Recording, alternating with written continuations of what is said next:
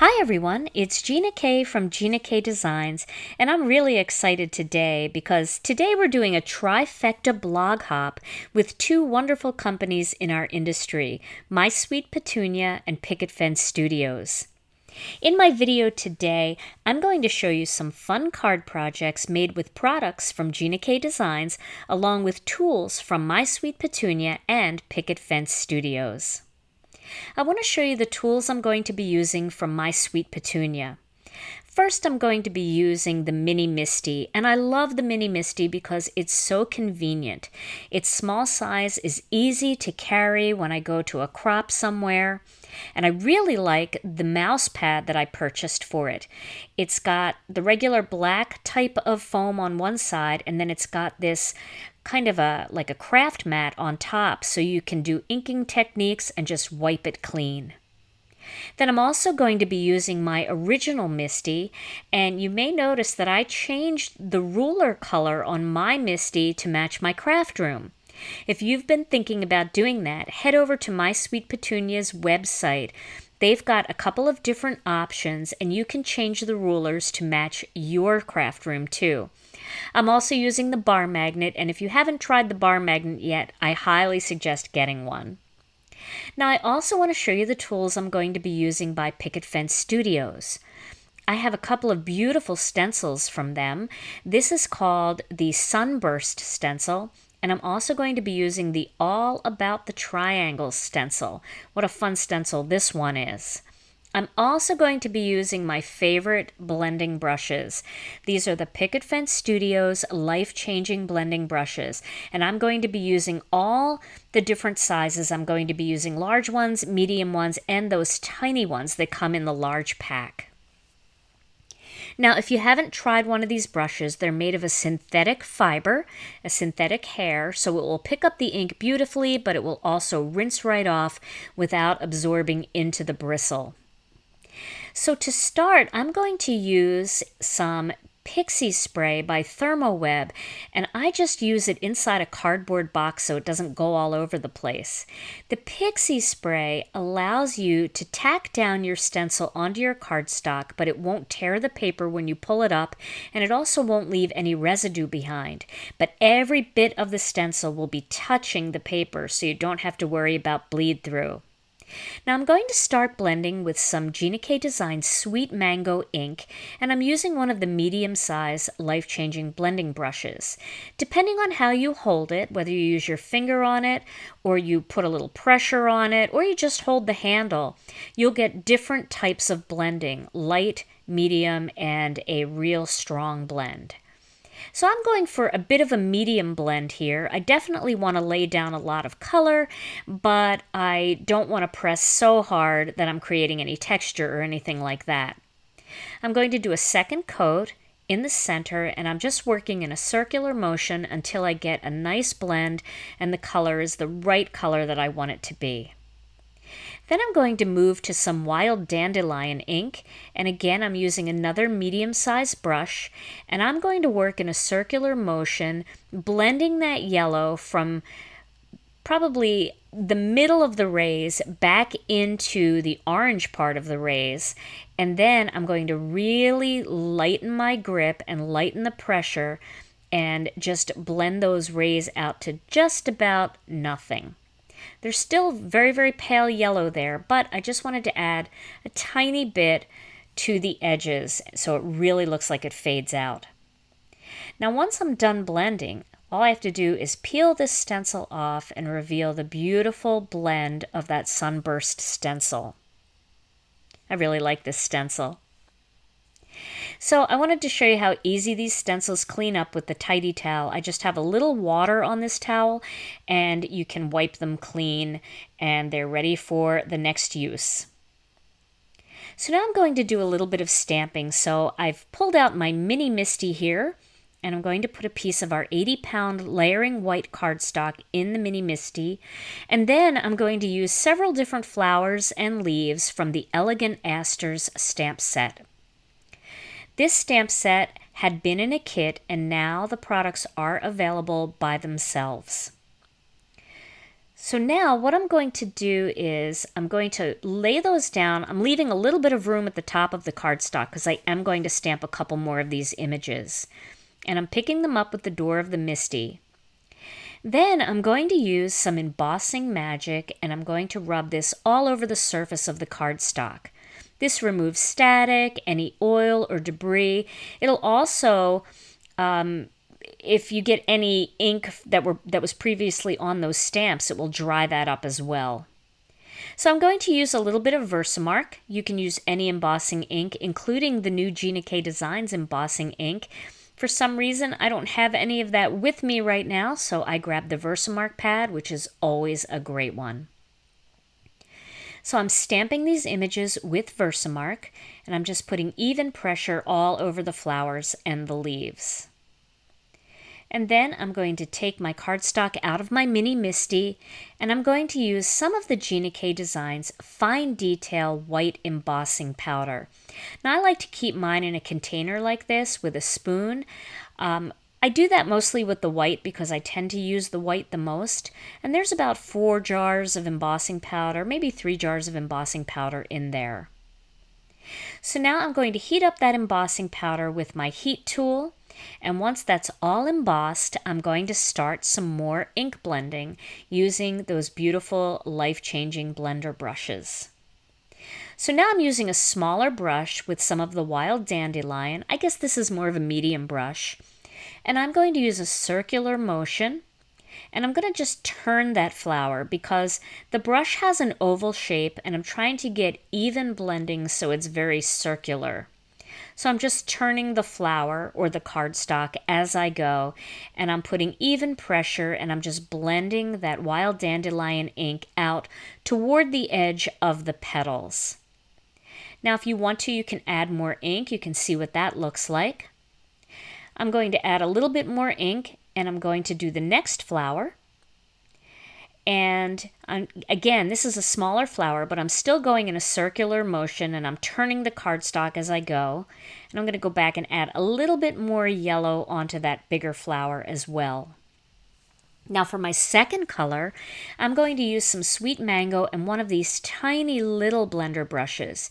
These are perfect for these small details and it creates a beautiful blend just like a big brush. So I'm going to start right in the center of this aster flower, and in a circular motion I'm going to work that sweet mango ink out from the center into the petal area. And you can see the little dots in the center of that flower are all filled in with the darkest orange, and then as I continue to work in a circular motion, that orange ink gets lighter and blends into that wild dandelion beautifully. I'm going to add a little more into the bigger flower because I want to extend that just a little bit. So now once I'm done these flowers, I'm going to move on to the leaves. My first color is Jelly Bean Green and I am using a medium blender brush. I'm just going to do a large circular motion over all of these leaves just to pick up a little color and so that that white embossing begins to appear.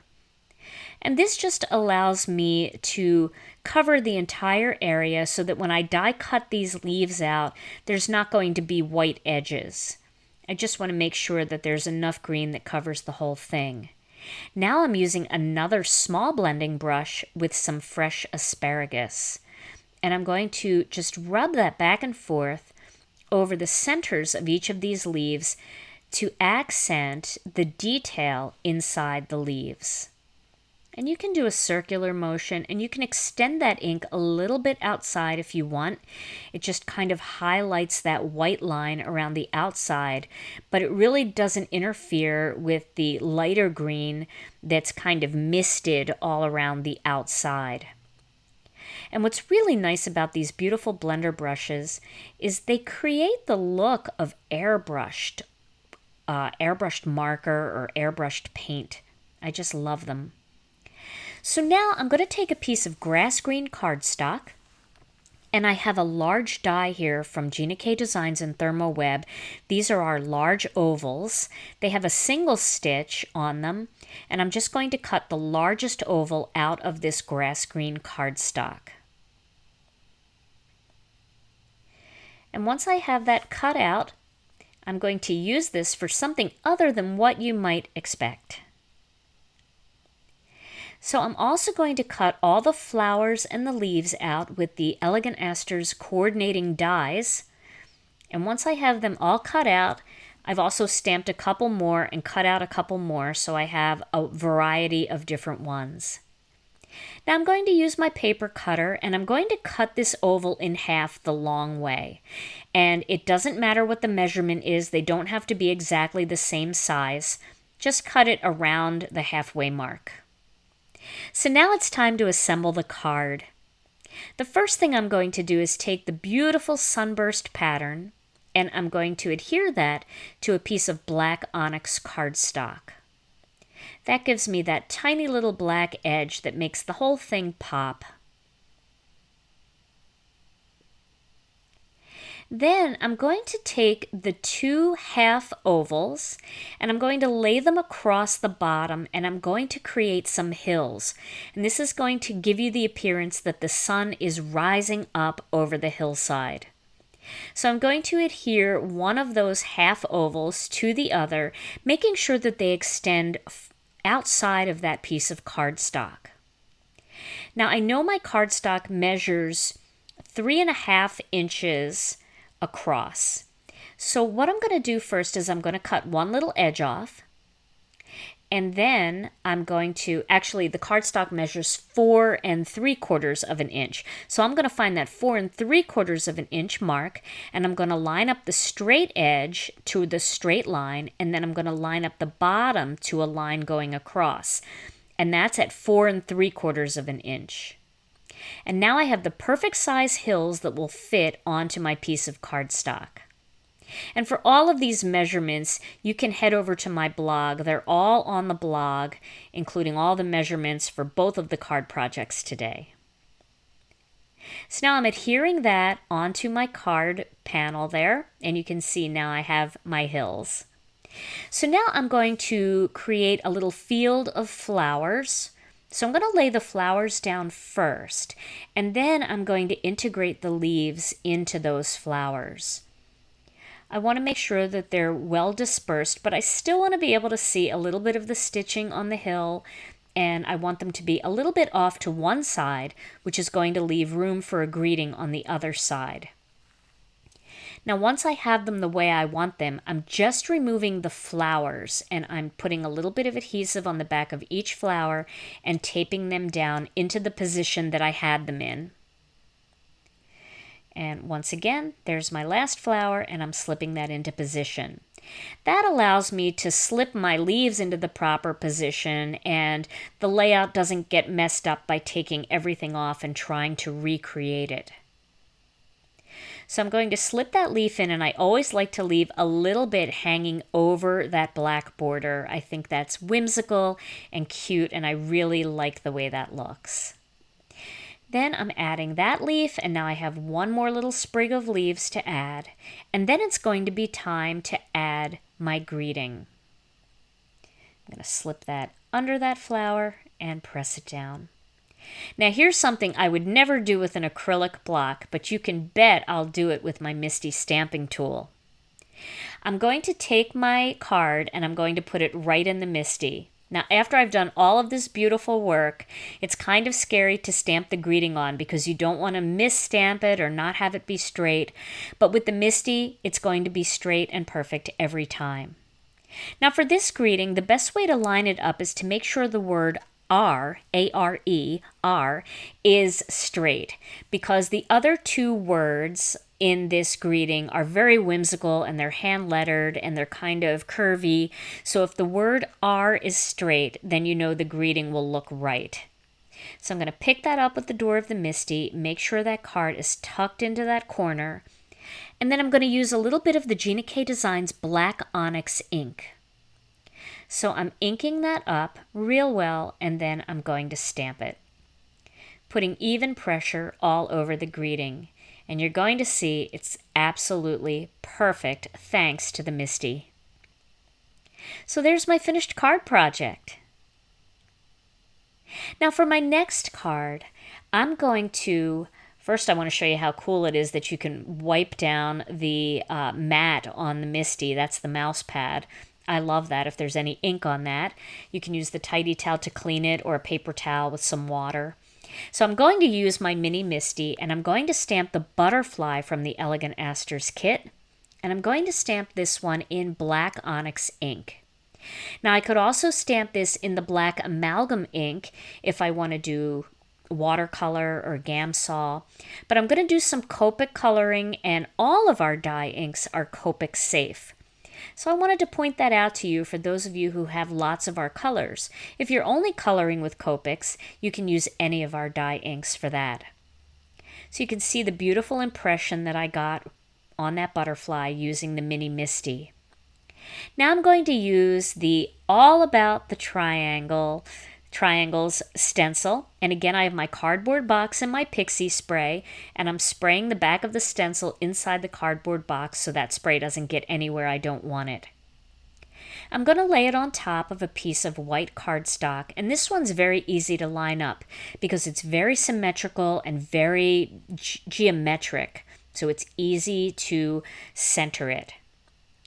And now I'm going to use a little bit of purple tape just on the sides to make sure that this whole thing doesn't shift around when I'm blending ink on it, because I'm going to do a lot of ink blending on this one. I'm going to start with some red velvet ink, and I'm going to use a larger life-changing blender brush. Just love the large brushes. And again, I can go either light, medium, or I can really put the pressure on it because that flexible head allows me to put pressure to get any kind of blending, whether I want to go light, medium, or dark. So I'm focusing most of the color on the triangle area of the stencil, and then I'm lightening my pressure when I get toward the edges. And I tried this stencil a bunch of different ways, and I thought, well, I'm not really sure if I want to just stay inside the circle or I want to go outside the circle. I decided to go outside of the circle, and it's really cute. So this second color is Sweet Mango, and I'm blending that onto the white and then up into that red velvet color. And just kind of going back and forth. I can always go back with my red velvet and blend a little bit down into the Sweet Mango, and that gives me a flawless blend. For my third color, I'm going to use some Wild Dandelion, and I think you can see I'm going to create a rainbow here. So with some of the Wild Dandelion, I'm going to start just a little bit over the Sweet Mango, and I'm going to work that color down onto the white. And kind of go back and forth. And again, I'm lightening the color a little bit as I go toward the edges. And my heaviest amount of color is right in the middle where that cluster of triangles is. And then again, I'm adding a little bit more of the Sweet Mango in there. My next color is going to be Key Lime. Now, I didn't use Key Lime in my last card, so I'm going to use the same green brush, but I'm just going to take a piece of scrap cardstock, and I'm just going to rub the brush over the scrap cardstock to get rid of the excess ink. And now I can use it with my Key Lime without contaminating my pad.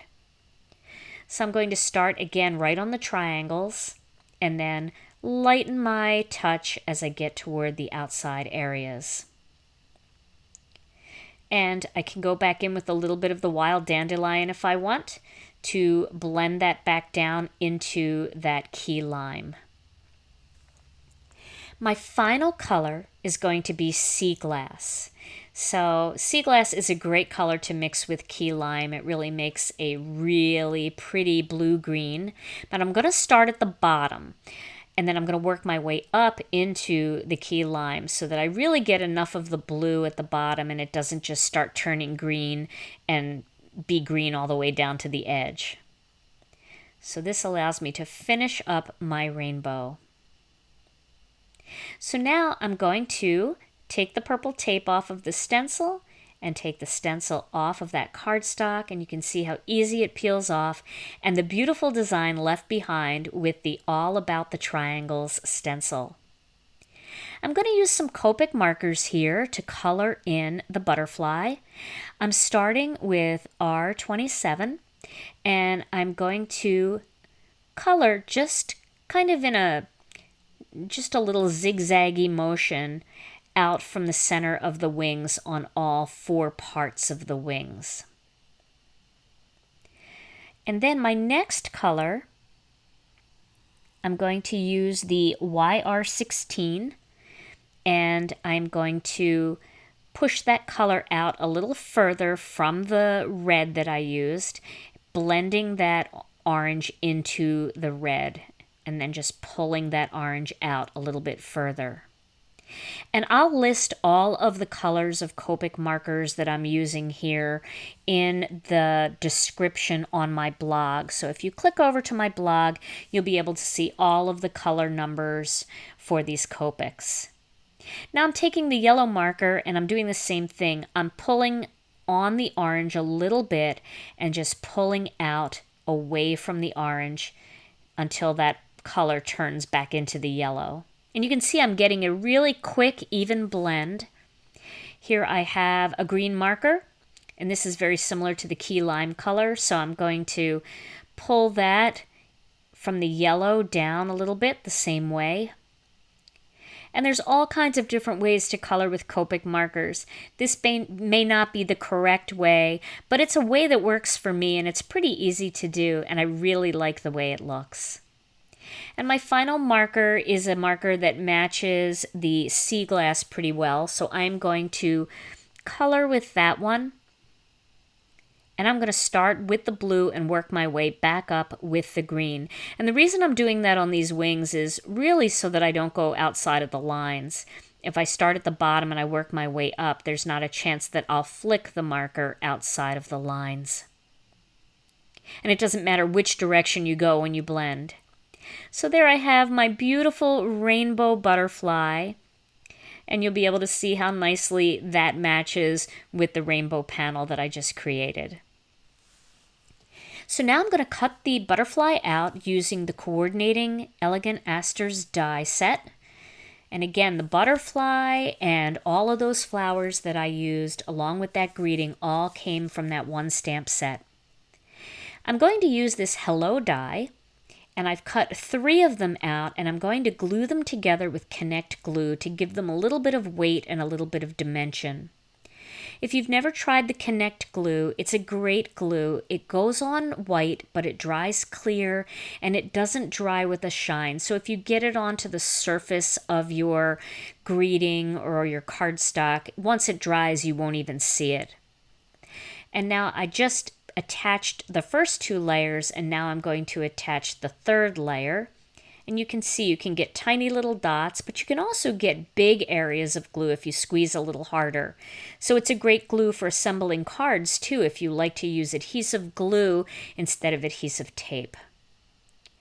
And then once I have this Hello die all put together, then it's going to be time to assemble this card. So I'm going to use some foam squares to adhere my butterfly to my card, and I love the delivery system on these foam squares. You can see you pull the little tab at the bottom and the foam square pops right out of the top. So it delivers 1 foam square at a time.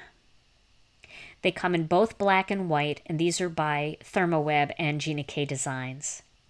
So I adhered my butterfly, and now it's time to adhere my greeting to my card. And for this, once again, I'm going to use the Connect glue. The Connect glue will also work great for embellishments, rhinestones, sequins, little wood embellishments, and of course, it adheres paper beautifully to other paper.